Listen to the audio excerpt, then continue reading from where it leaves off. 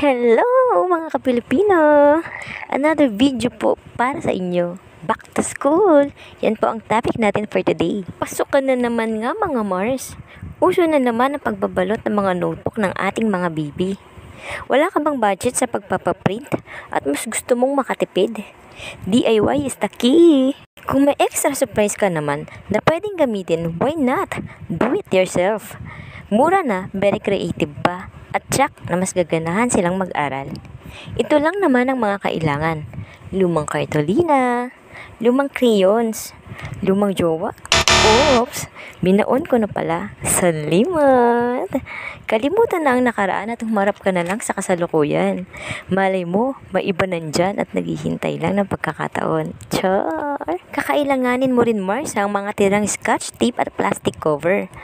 Cotton, at ang pinaka-importante sa lahat ay ang iyong creative mind. Ang first step, inuna na nga po natin balutan ang mga notebook ng kartolina. Lahat po yan ay kulay orange. Hindi dahil sa favorite ko yan, ha? Yan kasi ang kulay na required sa mga grade 4 students at grade 4 na nga po pala si Kian. Ang bilis ng panahon. Sa bilis ng pagkaubos ng budget ko at halos di na nga ako makaahon. Char! Lord! Pagkatapos ng balutan ng kartolina, ang unang balak ko talaga ay si Kian na magdodrawing lahat. Ang tamad lang, di ba? Pero dahil walang subject ngayon, ako na lang po ang nagpresenta. Mahirap na, baka singilin niya pa tayo, di ba? Ang galing ng baby ko, no? Isa yan sa mga talent niya. Malamang nga na namana niya sa kanyang lolo na magaling din sa pagpipinta. Kami nga magkakapatid ay marunong din sa ganitong larangan. Imagine, nung college ko lang nalaman nang marunong pala ako sa ganyan. Hindi man tayo magaling, at least may talent tayo na naipamana kay Kian. Ang tema nga ng aking drawing ay syempre tungkol sa subject ng aking anak. Math, English, Science, ESP, AP, EPP, Pilipino at MAPE. 8 lahat yan. Sa sobrang dami. Diyos ko, inabot tayo ng 2 araw dyan. Pero ayos lang, para ito sa aking uniko iho na si Kian. Ito na nga ang kinalabasan ng aking ginawa. Hindi man ako expert sa paggawa, ay lubos ko itong ipinagmamalaki dahil ito ay simbolo ng aking pagmamahal sa aking anak. Gusto ko na mabigyan niya ng panahon ng pag-aaral. Kung maganda ang notebook, syempre, gaganahan siya mag-aral. Pero mga Mars, paalala lang, dapat ay all out din ang ibibigay niyong time para sila nga ay ganahang mag-aral.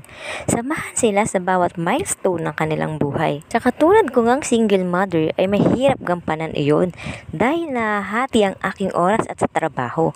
Pero okay lang ulit, kinakaya pa naman. Ganun lang talaga ang buhay. Ang mahalaga ay matupad namin ang pangarap niyang maging engineer. Maibigay ko ang lahat ng pagmamahal na deserve niya at maging masaya kami habang buhay. Mahirap nga daw ang walang partner sa buhay. Pero bakit pa ako maghahanap kung si Kian na ang bumubuo sa aking buhay? Siya ang inspirasyon at lakas sa bawat pagsubok na hinaharap naming magnanay. O diba? Ang storya namin ay napakakulay. Yan nga ang third step natin mga Mars. Lagyan mo ng kulay ang buhay mong matamlay. Char! Ang ginamit kong crayons ay ordinary lang. Libre nga lang po ito sa aming barangay.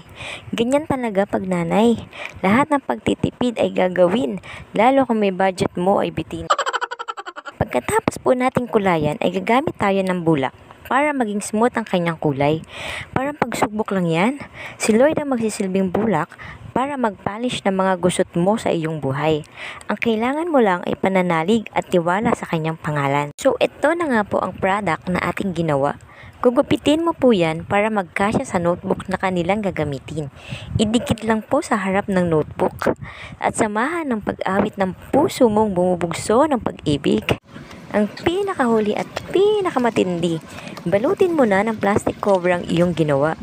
Ingat lang Mars, sa plastic na mga taon nasa paligid na walang ibang napuna kundi ang mali mong gawa. Hayaan mo lang sila Mars, ang importante ay ikaw at ang iyong anak na bibigyan mo ng magandang kinabukasan. Kapag naging professional yan, ikaw din naman ang makikinabang. Luluhod ang mga tala. Ang mga taong walang bilib sa'yo. Basta saan ba at magiging proud din sila sa mga success na tatamasain nyo. Kaya go for the gold!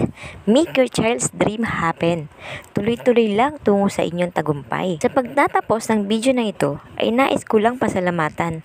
Una, ang Panginoon sa paggabay sa amin ni Kian.